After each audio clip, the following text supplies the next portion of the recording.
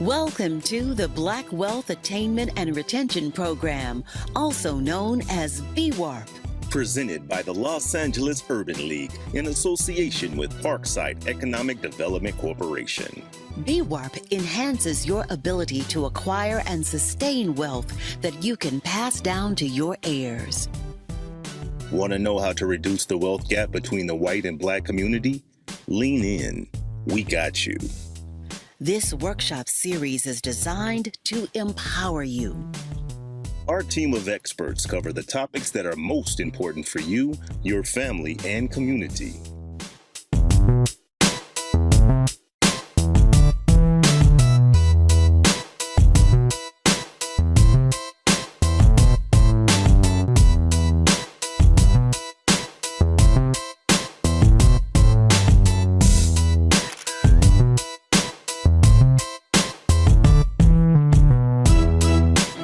For over 100 years, the Los Angeles Urban League has been a powerful advocate for African Americans and other minorities.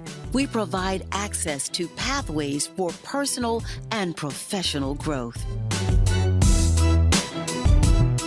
The Los Angeles Urban League continues to lead the fight for fair and equitable policies that enable Black Angelenos to increase their personal and business net worth by more than $1 billion this decade. The Urban League's partner, Parkside Economic Development Corporation, has served the Leimert Park and surrounding communities for over 20 years. Awarding annual scholarships, providing financial literacy training, along with health and wellness seminars. BWARP was conceptualized by LA Urban League President and CEO Michael Lawson, VP and COO Brian Williams, and Parkside EDC Chair and CEO Reverend Gerald Smith. Our mission is to minimize the erosion of Black home ownership, ensure business growth, and promote physical vitality and mental health as the foundation for changing statistics like these.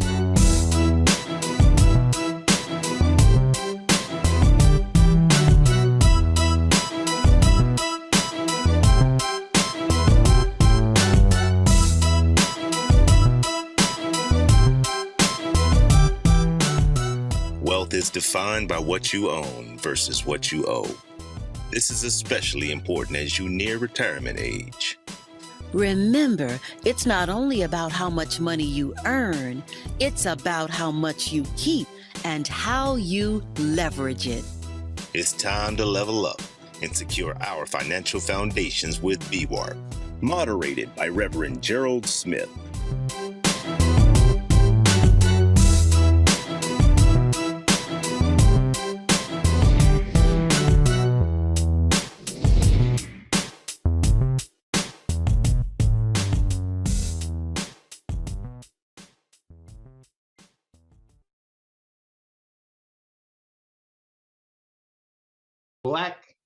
Good evening, everyone.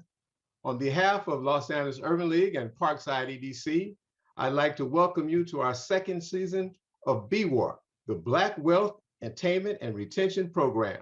I'm Reverend Gerald, CEO of Parkside Economic Development. And as we all know, this is National Women's Month, and our first presenter is truly making history. Najah Roberts, the crypto queen, is CEO and Chief Visionary Officer of the first African-American-owned brick-and-mortar cryptocurrency exchange in the country, Crypto Blockchain Plug, located in Inglewood, California. She has spent over 10 years counseling thousands of inner-city youth, business professionals, athletes, and families in the cryptocurrency and financial education space. She continues to fearlessly devote her time to making a difference to communities across the nation through education and advocacy of generational wealth. She can also be heard weekdays at 1 p.m. on KBLA Talk 1580 as she presents Ahead of the Crypto Curve. Tonight, she shares crypto essentials and basic do's and don'ts. I know you're going to have a lot of questions, so put them in the chat, and our virtual producer, Jacinda Moden, will make sure you get an answer. Najah, thank you for sharing your knowledge with BWARP this evening.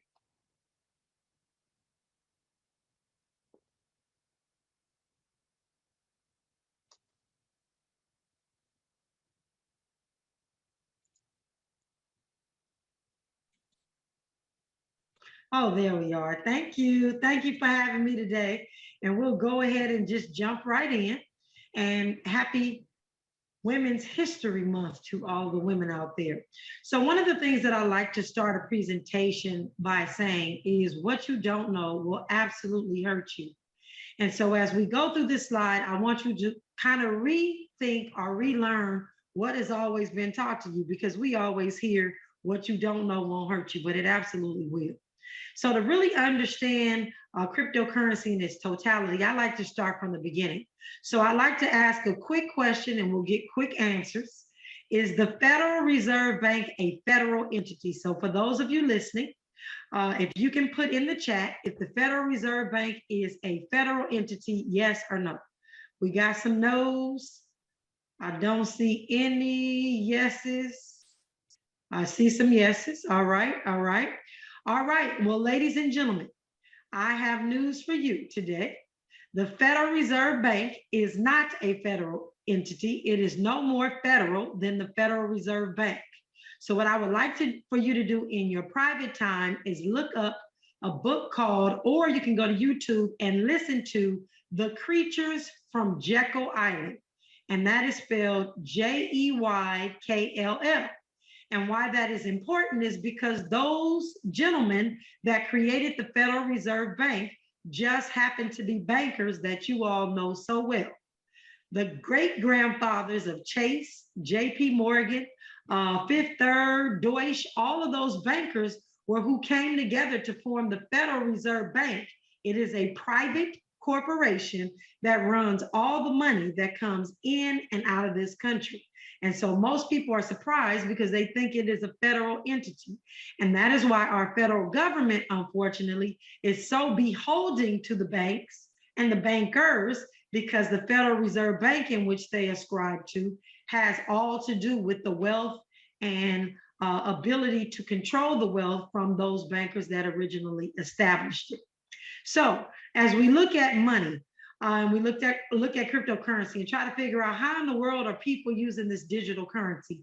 I'm just going to start and say that money can be anything that someone is willing to use to trade with you for goods and services. So as we know throughout history, we started off bartering. If someone had a cow and we had chickens, someone needed eggs, someone needed milk, they would just barter. If they needed to be warm, they buy the sheep's wool.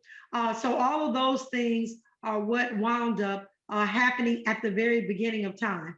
And then we moved on to things such as sticks, rocks, salt out of the ocean. We've used flowers, which is a tulip. If you look up tulips, people have used tulips as money as well throughout history.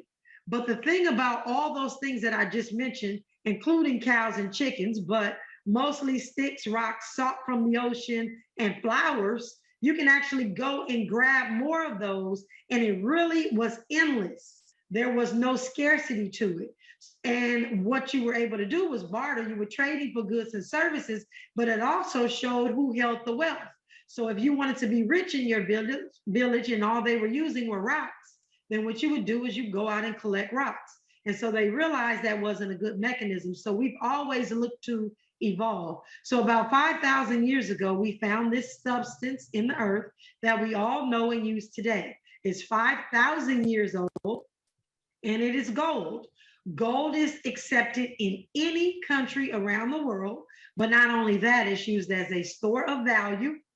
And a lot of people just really know that gold is always going to be there. And the reason it holds its value is because you can't just go up to the mountain and get it. You have to mine for it, and it's a scarce asset.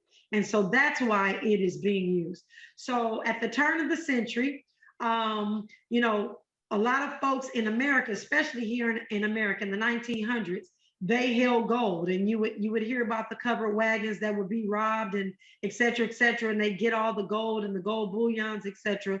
And so gold was the thing that we were using here in the United States to measure who had the most wealth and to take into the general store to buy goods and get goods and services. And so something happened in 1933 that little of us know about. This is an actual executive order. And today is a today and yesterday actually were both days are very, very critical days in the cryptocurrency space because an executive order by the president was given out today that 33 years ago, an executive order was given out that was very important. So you all have an actual monumental day because I'm showing you the president's order in 33, and and the president made an order today on cryptocurrency. However, in 1933, the executive order was that no one could any longer hold their gold. So they had 3 weeks, if you look at the date, from April 5th to May 1st, to turn all their gold into the Federal Reserve Bank, branch agency, or members of the Federal Reserve Bank. And remember, I just shared with you who went to Jekyll Island. That just happened to be all of our bankers. So we in America gave all of our wealth over to the banks, point blank, period. And in return, they gave us metal coins. And I don't know how many of you remember your grandparents having those silver dollars or $50 that they used to have. All of that came from them giving us coins instead of our gold because we had to have something to transact with, but they took that scarce asset and they held it in Fort Knox. And they gave us these things we know as well. So they gave us silver, they gave us nickel, which is actually a metal, and they gave us copper. But we know today that these coins that aren't even made of those things, but they still hold our gold, supposedly. We'll talk about that in a second. And then we went to this thing that we all have in our wallets and our purses. And this is incredible to me because the name of this is not the dollar, it is fiat. And I don't know if anybody has ever gone to the actual dictionary, but this is the definition of fiat. It says money without any intrinsic value other than what the government says that it is worth. And why would we have a piece of paper or a currency that has no value other than what the government says that it's worth and thinking that it's actually backed by something? So I'm going to ask this next question. Who still feels in the chat that our dollar is backed by gold? Anybody think or know that the dollar is backed by gold? All right.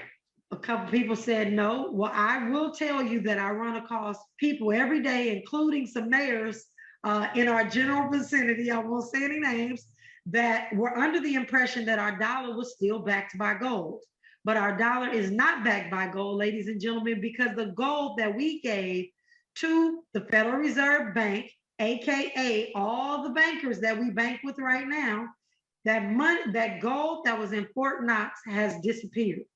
It is no longer there. Nobody knows where it is. And if you are looking for it and you find it, let me know because I'm still looking for it too. Somebody is absolutely right. President Nixon took us off the gold standard in the 70s, and we have not been backed by gold. What our dollar is backed by, unfortunately, is war. And I will just keep it real. You see what's happening in Russia right now in Ukraine. Not that anybody is right or wrong, but the leverage of cutting off the economics has been what has kept people saying, okay, we give up. We want to get back into the system, so we'll do whatever you say. And so now, because there's something new, I don't know if you pay close attention, but because they can now get digital currencies in, they're like, what? All right, let's see how long we can do this. And we're going to actually see this play out. We are living history. We are living the first time that America has not been able to call another country and say, cut it out, or we're going to shut the dollar off. Because now people are understanding and waking up to the power of what is happening with this new technology called Bitcoin. And we'll get into that in just a second. So in this evolution of money, we went from, again, bartering to sticks, rocks, stones, salt. Then we went to gold. From gold, we went to fiat. From fiat, we started using these things called credit cards. You all know how they work. We don't have to go into that, but that was the next step in the evolution of money, so that they still print money, but they didn't have to print as much because now you have a card you can swipe, and then they have these numbers in a computer and they can tell who has what, and Visa and MasterCard have monopolized that and nobody else is getting in the game. Again, the Federal Reserve Bank, if you look at the roots and where all that comes from, it comes from them. They control every single dime, nickel, quarter, and penny coming through this country.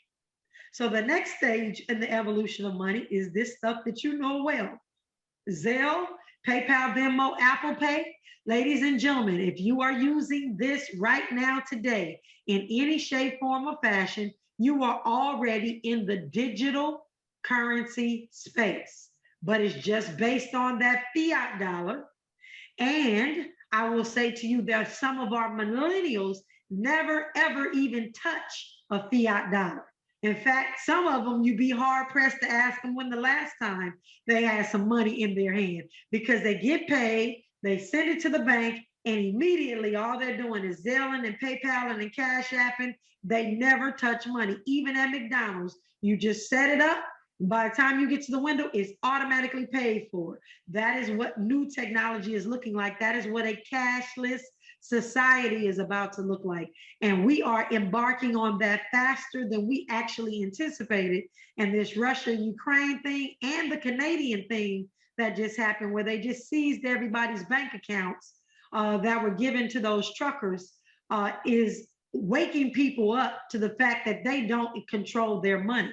And so folks are trying to figure out what else they may need to be doing. So cryptocurrencies is the next stage in this evolution of money.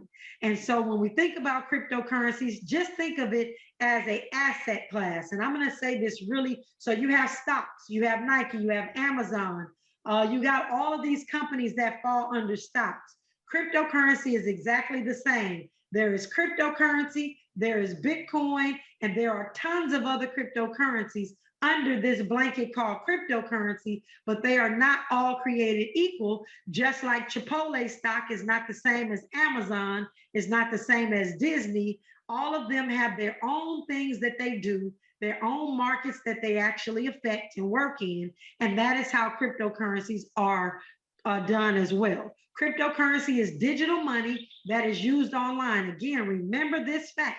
Money can be anything that someone is willing to use to barter for goods and services. So if today we decide that rapid COVID kits are money, we'd all be, I don't know if we'd be rich, but this is what would be the medium of exchange. Everybody agrees, and we use that. So that is what digital currency is. The first cryptocurrency is Bitcoin. It is the godfather of all cryptocurrencies.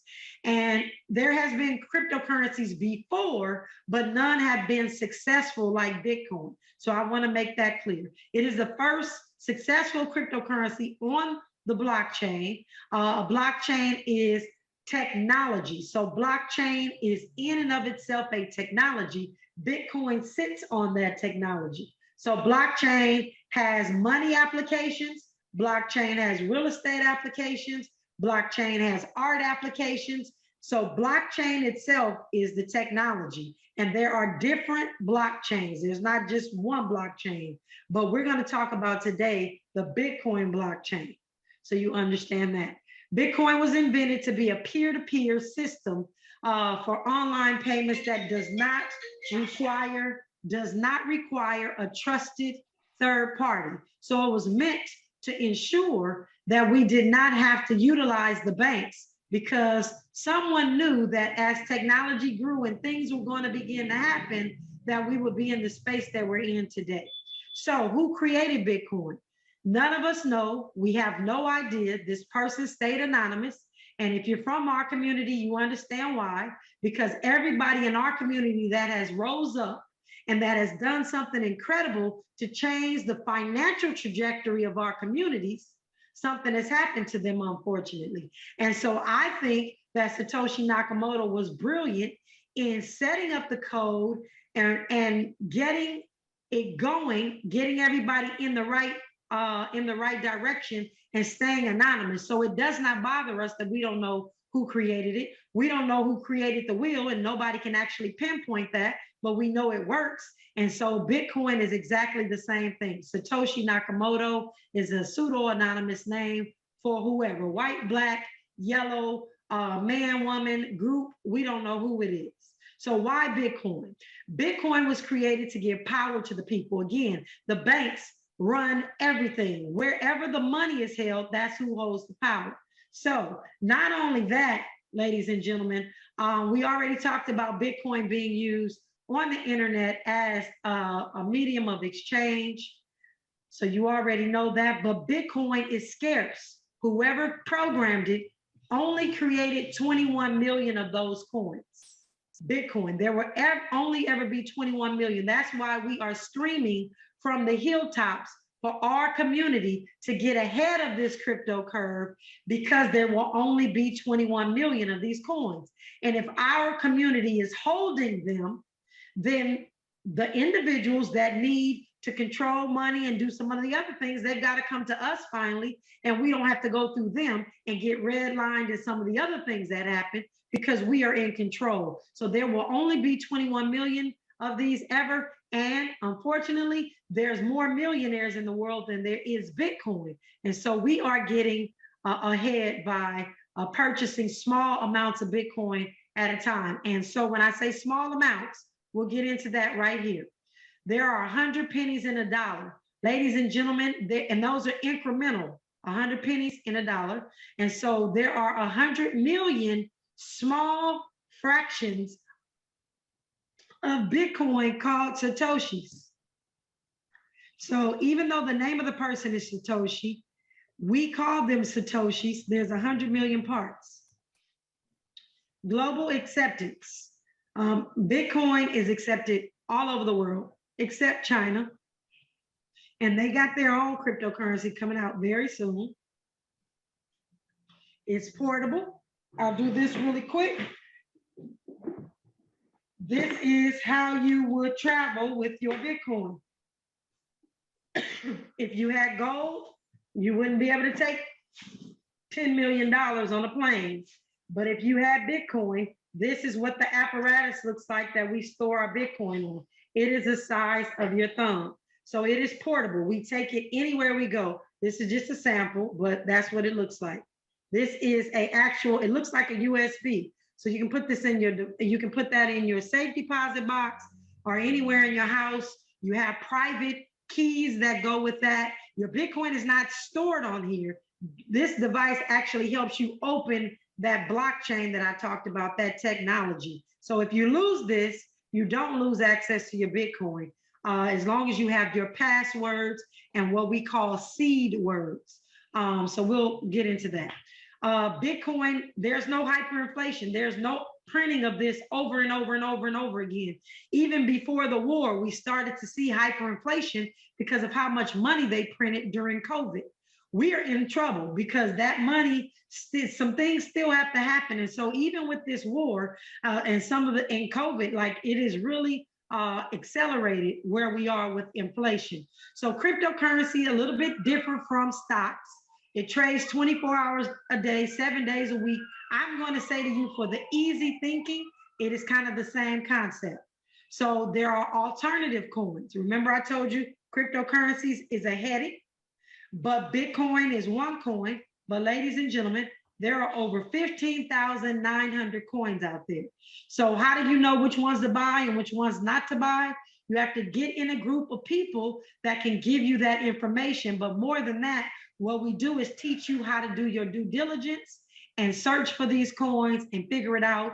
And we ask that learning that you just do Bitcoin until you start understanding the ecosystem, because we don't want you to lose any money. I'm going to tell you really quickly where not to buy Bitcoin. These are the 5 platforms that we ask you never to buy Bitcoin on. Robinhood, Venmo, Webull, PayPal, and SoFi. They never ever give you your Bitcoin. You buy it, but they keep it, and you never get it. You just look at the computer, and the computer shows you that you have a variation of it, but you're never able to put it on your wallet and go and move to Africa if that's what you want to do, because they hold your Bitcoin hostage. They don't tell you that, and they know that people are new and they don't know, and so they're taking advantage. They're taking full advantage of it. So how do you buy this thing called Bitcoin? You buy it at a digital bank or an exchange. We have 2. that we deal with. One, I am the co-founder, which is the Black Wall Street Wallet. You can Google actor Hill Harper and you will see he's the founder. I co-found with him. We have the very first Black digital wallet that is functioning right now in this space. There have been a couple of others, but ours is the only one functioning right now. So we are the only Black wallet right now. And the other thing is Crypto Blockchain Plug, which is the organization I'm in, that right here in Inglewood that he spoke about. And we're here, we have a full staff to help you through this journey. And we love to have you over. As he said, I'm on KBLA every day, Monday through Friday. You can listen to me there. I also have my own platform. If you want to, you can take out your cell phone really quick and take a picture, which would probably be great. I'll give you my connection, and now we'll open it up for questions, and I'll leave that up.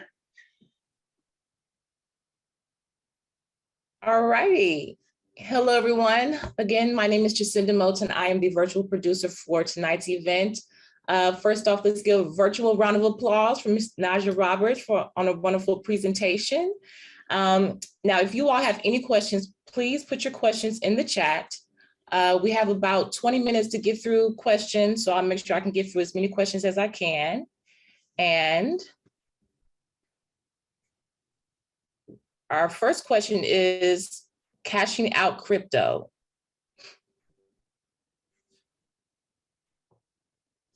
Oh, Najah. Thank you. Sorry about that. I had to grab some water. So yes, you can cash out crypto. So you can either go to the exchange you bought it from, which is like a Kraken or a Gemini. If you come here to Crypto Blockchain Plug, you can cash out. Anytime you cash out of a cryptocurrency, you have created a taxable event. And I'm not gonna mute because then I gotta unmute, but sorry.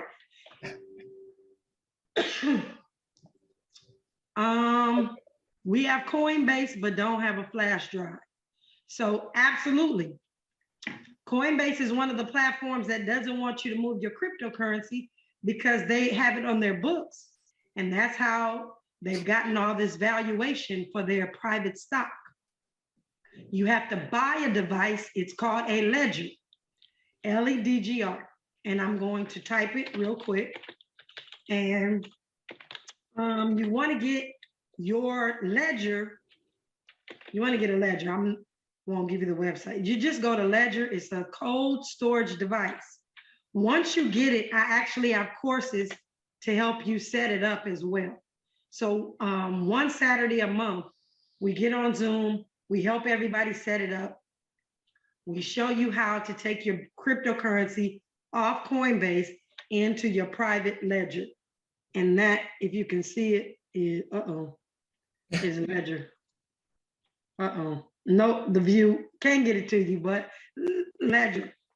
Ledger, okay. What was the name of the book again that you mentioned earlier in the presentation? The Creature of Jekyll Island, and I'll type it.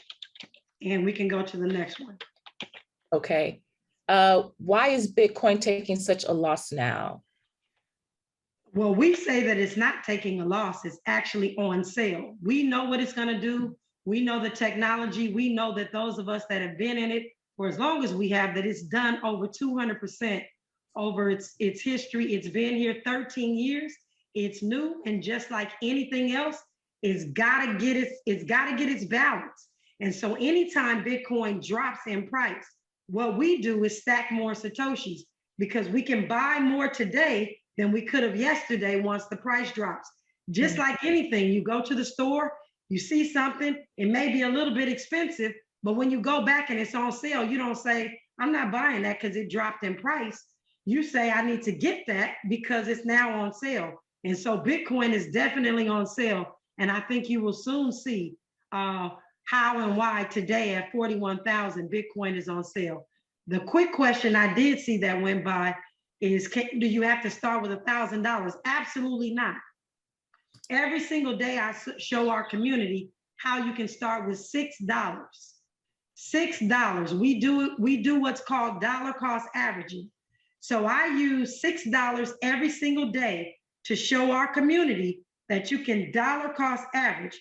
Today, I got less Bitcoin for $6 than I did yesterday because the price went up because of President Biden's announcement about the regulation of cryptocurrency.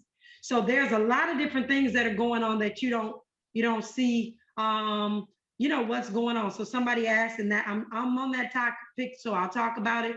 What affects the price of Bitcoin? Everything, just like what affects the price of a stock. If a president like Papa John's comes out and he makes a racial remark, everybody gets off the platform. And the stock price falls. They get rid of Elon Musk because he says something bad as it relates to Tesla, to the community. So Tesla has him step down. But Bitcoin has no company, has no president, has no spokesperson. So based on adoption and based on scarcity, that's what makes the price go up. And we've got about 2 years before Bitcoin scarcity jumps, and it's going to be an incredible thing. Yes, we have another good question. In doing due diligence for crypto, what are the elements to look for? The white papers contain dense techno lingo, making it hard to decipher. They have dense lingo on purpose. A lot of them were designed to extract money from your bank account. So when you know that first, you're very, very leery about which ones you do invest in. So the only thing that you can do is go to CoinMarketCap, start looking through who owns it, how many failed projects have they had, how many rug pulls have they done, or what other projects have they been involved with. The white paper is specifically supposed to tell you what's supposed to happen in what time frame. And 90% of the coins out there have not done what they're supposed to do, including Ethereum. And to this day, they have not lived up to what that white paper says.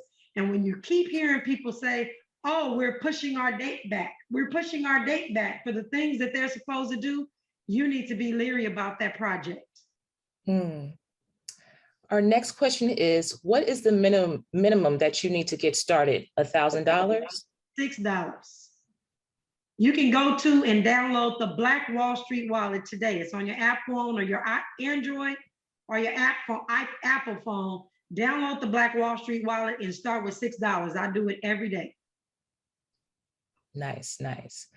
Are you recommending buying and holding cryptocurrency? What about trading in and out of cryptocurrency? I'm recommending that you are buying, and I'm not a financial advisor anymore, providing any financial advice, but this is what I do for my family, because I know what's coming, and I've been a financial advisor for many, many years. I am buying and holding Bitcoin.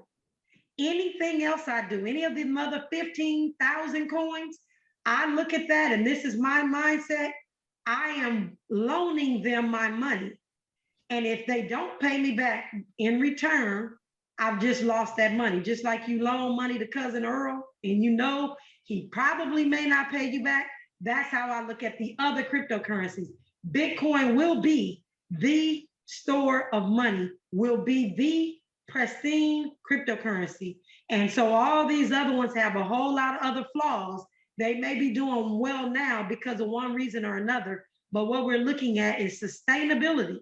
And all of the other ones are decentralized, which is really flawed. This one is not stoppable.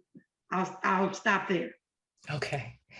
Our next question is, how volatile is cryptocurrency? How much can be lost? What is the upside for an investor in cryptocurrency if they hold it for 10 years or more? So it is very volatile. And like anything that you invest in, you will continue to hear, never invest in more than you can afford to lose. That's with stocks. That's with everything that you do. Never invest more than you can afford to lose. But our plan for our community is that we are buying and holding Bitcoin for the next 5 to 10 years. So I would say to you, invest a certain amount that you don't plan on needing to go back and get. If you want to trade in and out of cryptocurrencies, there are people that are doing that all day, every day, but just understand that every time you change from cryptocurrency to cryptocurrency, back to regular money, you've created all these little tiny taxable events. If you buy Bitcoin and hold it, you have no taxable events. Next question is, how do you feel about stable coin? I feel like if you're going to get a stable coin, you might as well leave your money in the bank. Because they're tethered to money, and money is losing its value. And if you go and research how much money is today, it's not worth $1. And as things continue to progress as they have, you'll start to really see the price of money may not go down as much as you have, but you will buy less. You will get less product and less of what you're doing for the same money. So they have a way of making that not look so bad, but it is happening. Okay, so it's less value. Less value, yes. Less value. How valuable is the digital art, and how does that work in the crypto market? So digital art falls in that category of loaning money to Uncle Pete, because you may or may not get your money back. And I'm not saying that all art is that way. I think that NFTs, non-fungible tokens, is a fabulous way for our community to get recognition for the art that they produce, be it music, art on the wall, whatever that is, but there's no guarantee that there will be value for it on the secondary market. So what's valuable to you may not be valuable to someone else. And I like to liken that to my grandmother, who had crystal all over her house for years. That was valuable to her, but on the secondary market, we can only get $1 for it when we put it in the front yard, right? That is the same thing. It's a collectible. If that's what you collect, that is valuable to you and those group of people that collect it. But there's so much money out here, ladies and gentlemen, that people are looking for just silly stuff to invest their money in. And I'm telling you, I see it all the time. Millions of dollars is being spent on stuff, and they have no reason for buying it other than the fact it puts them in a club that allows them to get into certain places where they can go drink. Like, there's a lot going on in that space. It's new, it's popping, everybody wants to be a part of it. And again, I think it's fabulous for us to be able to control our content and our art and all of those things. We don't have to go through a third party, but we really are going to have to really soon get a handle on all these things that we have, because the more stuff is out there, the more diluted the value becomes, as you know. Our next question is, what is the best way to stay current on what cryptocurrencies to invest in?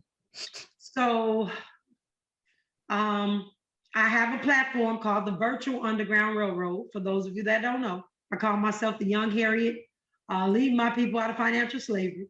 And inside of the Virtual Underground Railroad, I have a safe house that is all about cryptocurrency. And we actually talk about who's scammed and who's done different things.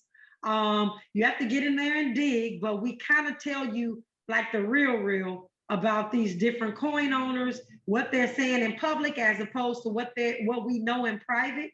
I know that most of the coins that you see that have put our athletes up and our singers up to get involved, other than Bitcoin, because the gentleman that's putting these actors and actresses up that are involved in Bitcoin, he's actually giving away Bitcoin. But what we do know is a lot of these coins hire influencers because they know that our community will listen to an influencer before they listen to a financial advisor.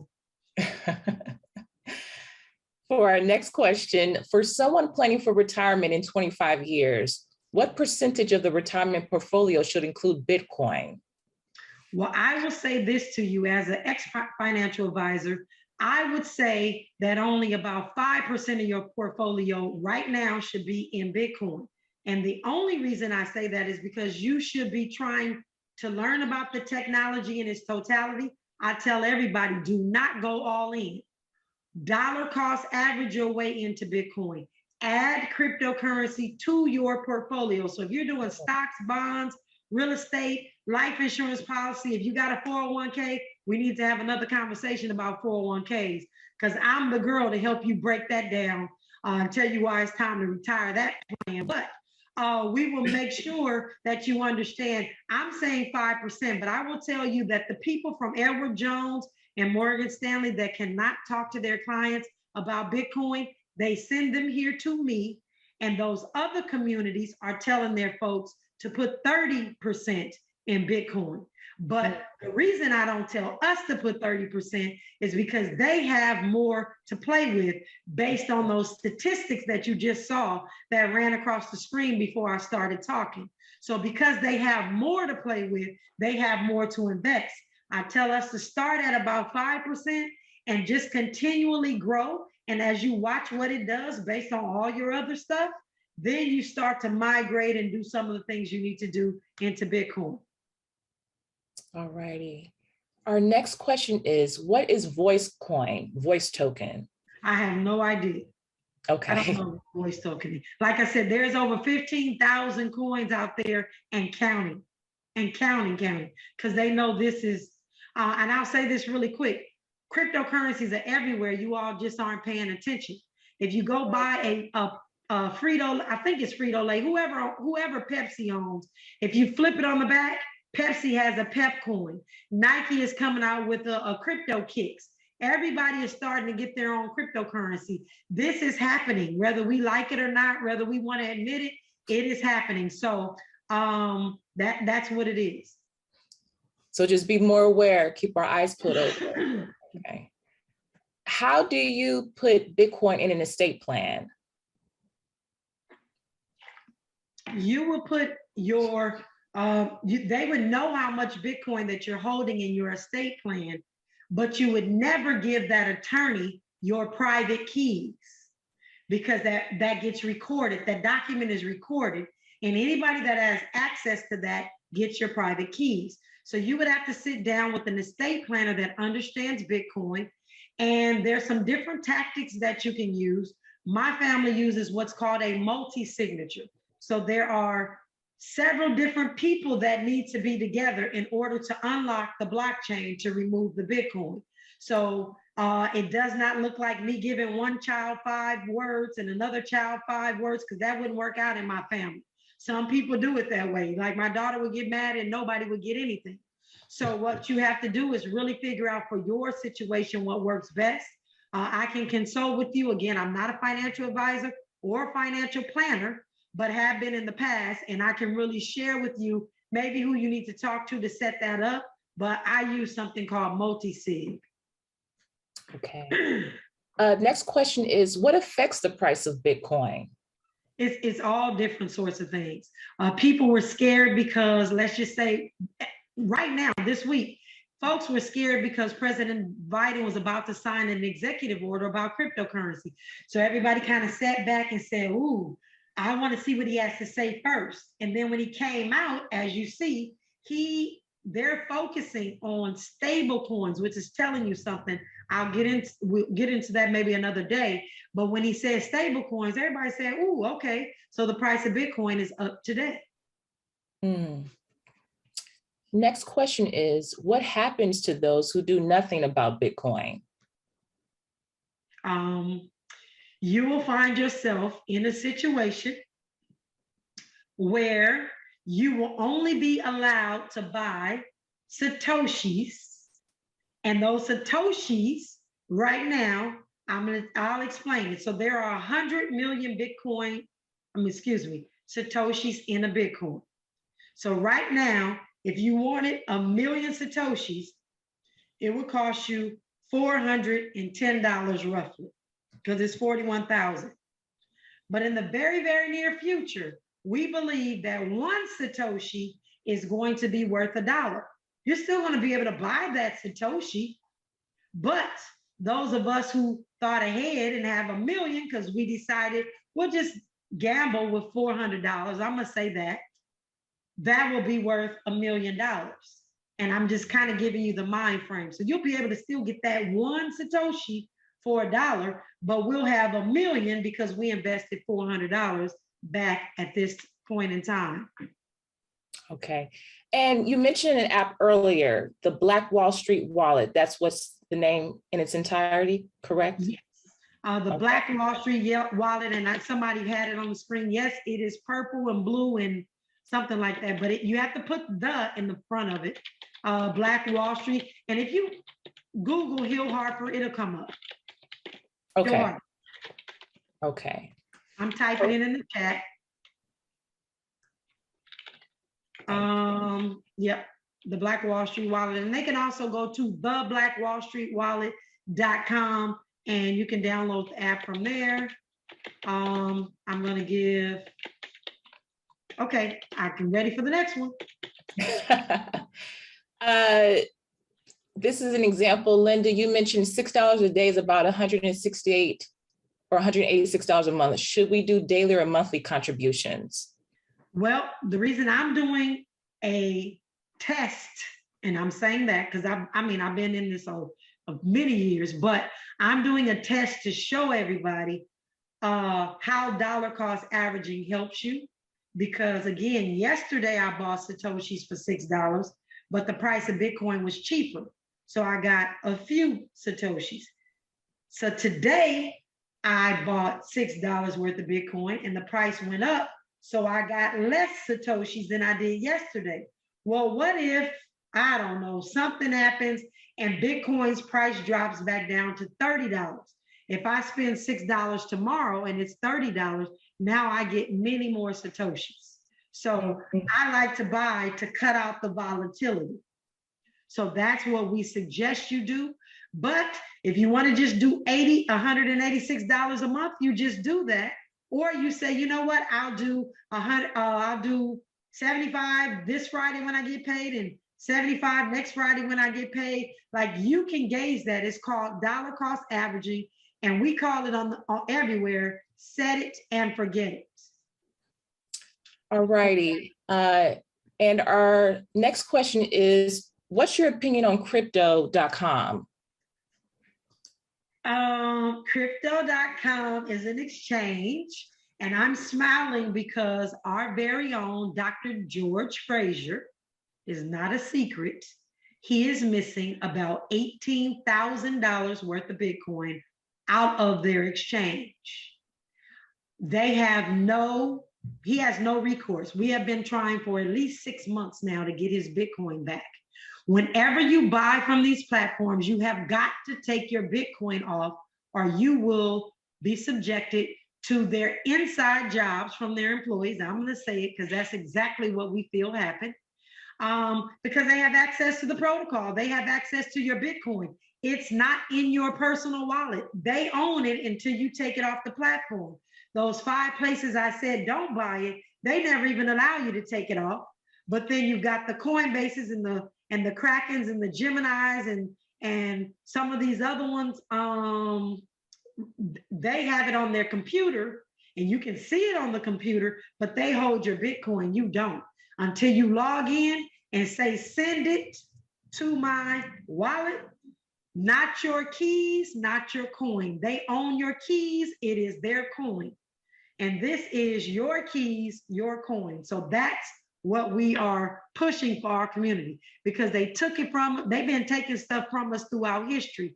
So why would we think that cryptocurrency is not the same going to happen? It's going to happen. It's just a matter of when. And we just saw Canada, if you Google it, they took their money.